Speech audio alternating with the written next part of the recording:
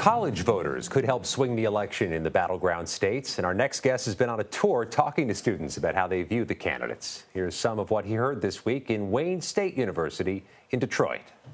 I can't make that decision to give either Kamala Harris or Donald Trump my vote. Do you want her to lose Michigan? Honestly, yeah. My personal stance will always be with Palestine until my last breath. But I do think that in order to help the rest of the world, we have to start where we are. And I think that Kamala Harris is our best bet. Good work on that. Let's bring back in Peter Hamby, host of Snapchat's Good Luck America and a partner at Puck News. So, Peter, we clearly see Gaza's a powerful issue with young voters, but how widespread is it as an issue with young voters?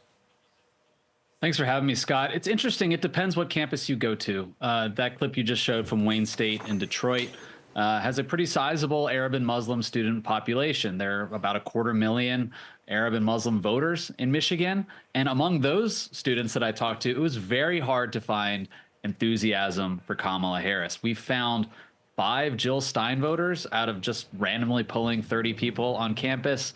The last woman that you saw there in that clip was voting for Kamala Harris, but in a very pained way because they associate her with Joe Biden, his support for Israel, the war in Gaza.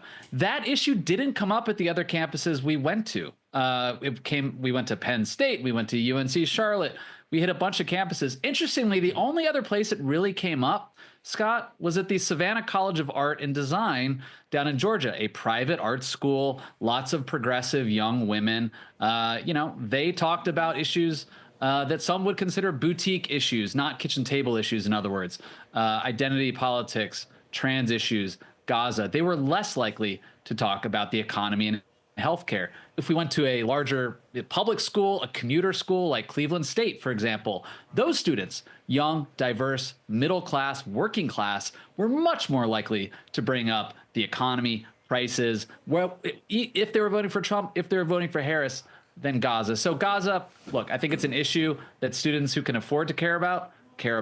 And for the students that I talked to in Detroit, it's obviously existential to them because their friends, relatives, and community are directly affected by it. Well, let's drill down on Cleveland State a bit. You found a ticket splitter, an outwardly open ticket splitter. Let me listen to the exchange you had with him.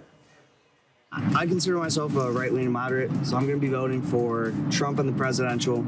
Locally, though, I'll be voting for Sherrod Brown just because he backs more unions. You're a ticket splitter, man. You're the rare ticket splitter. Well, you have to be moderate. You have to. You can't just go one way or the other. If you don't have bipartisanship, nothing in this country will ever get done. All right. First of all, strong pull finding him. But I'm actually wondering, is that common or is he a unicorn?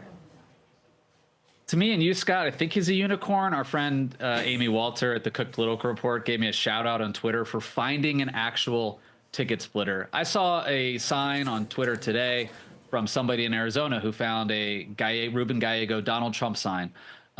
Blueprint, the Democratic polling firm that issues messaging guidance to Democrats, they say that among this very small sliver of swing voters and undecideds that are still out there, about half of them say they might split their ticket.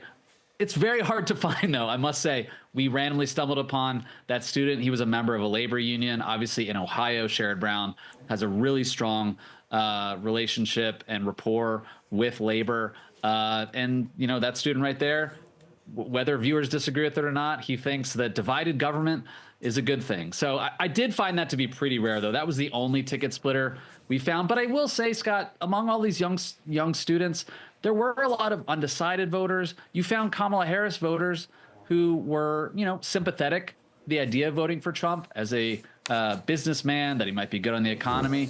And a lot of these young folks don't remember a lot of the drama of the Trump years. Some of them were in high school, even middle school, when he came down the escalator in 2015. So they associate him perhaps with lower prices or being funny on the internet. And they don't have some of the negative associations that perhaps some older voters do. But we'll see what happens.